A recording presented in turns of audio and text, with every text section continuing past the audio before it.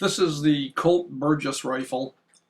Colt introduced it in 1883. It was designed by Andrew Burgess, who was a firearms genius, really on the nature of John Browning, though he really doesn't get the kind of credit that Browning does. Burgess designed several innovative guns, Mannlicher rifles for Austria. Uh, in fact, his patents are still in use today in a number of modern guns.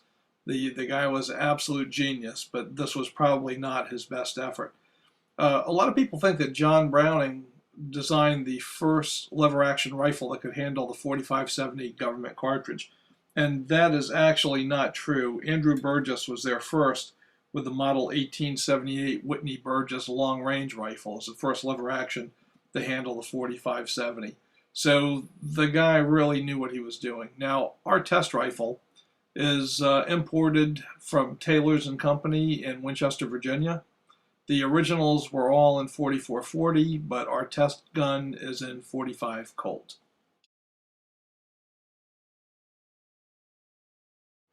The Burgess rifle, which is on the bottom here, was a direct competitor to the 1873 Winchester, which is a carbine on the top. I have to say it was not that effective a competitor. Colt sold less than 6,500 Burgesses over the entire production run, and a lot of people think that was only 1 year, but it was actually in production until 1887 in limited runs.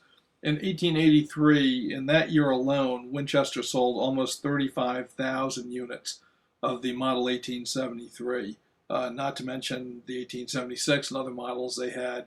They really were not very intimidated at all by the Colt Burgess. There are usually a couple of reasons given for why the Burgess was not so successful against the 1873 Winchester. One of them was that it didn't have a dust cover over the action. So this wide open spot over the bolt really attracted grit and debris that would just fall right inside the action, and that was considered a pretty big knock. The other area where this rifle didn't do so well is the loading gate. Where Winchester has that spring-loaded King loading gate, on the Burgess it was a sliding gate that went right up into the forearm. And that unfortunately was a weak spot. Sometimes it would break off, sometimes it would split the forearm. It's something that people at the time really did complain about. So those are two reasons that are often cited for why it wasn't successful. The Colt Company replaced the Burgess rifle with the Lightning slide action or pump rifle that you can see on top, and this was quite a bit more successful for them. And someday soon we're going to get out and take that one out on a video, but the subject today is Burgess rifles. So let's get this one out to the range and shoot it with some black powder. Hi, I'm Mike Bellevue.